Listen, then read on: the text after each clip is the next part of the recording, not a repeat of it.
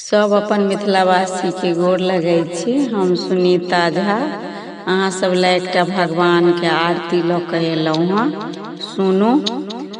राजा राम जी के आरती उतारू हे सखी,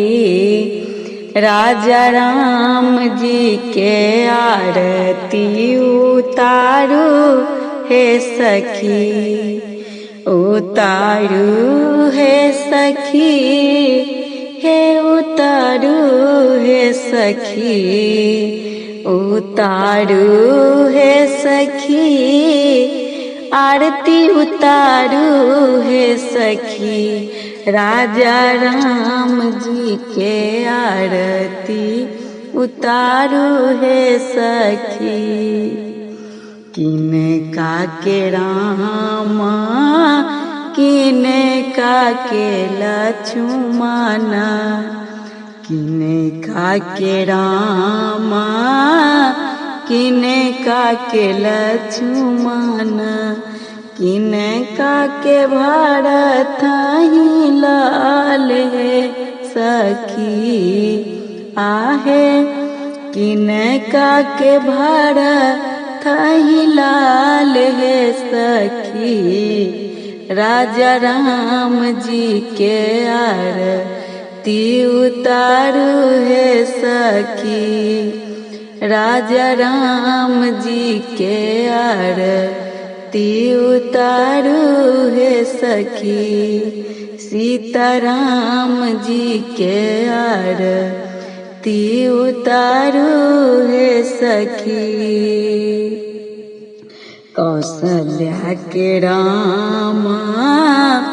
सुमित्रा के लक्ष्मण, कौशल्या के रामा, सुमित्रा के लक्ष्मण, कई के भरत ही लाल हे सखी, आहे कह के भरत ही लाल हे सखी, राजा राम जी के आरती उतारू हे सखी, राजा राम जी के आरती उतारू हे सखी, सीताराम जी के आरती उतारू हे सखी।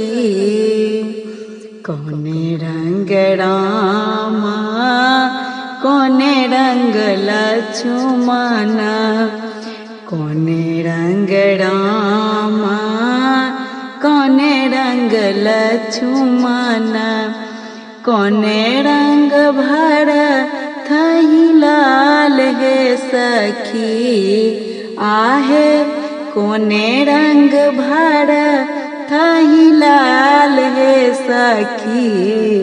राजा राम जी के आरती उतारू हे सखी, सीताराम जी के आरती उतारू हे सखी, उतारू हे सखी, हे उतारू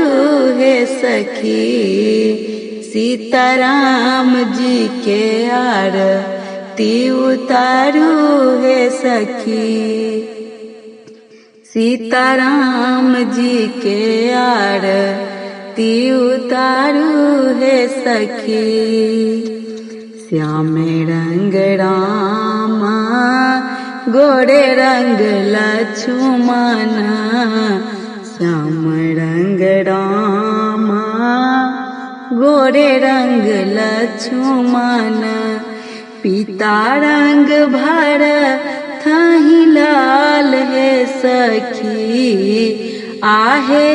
पीता रंग भरत ही लाल हे सखी, राजा राम जी के आरती उतारू हे सखी, सीताराम जी के आरती उतारू हे सखी, राजा राम जी के आरती उतारू है सखी, उतारू है सखी, हे उतारू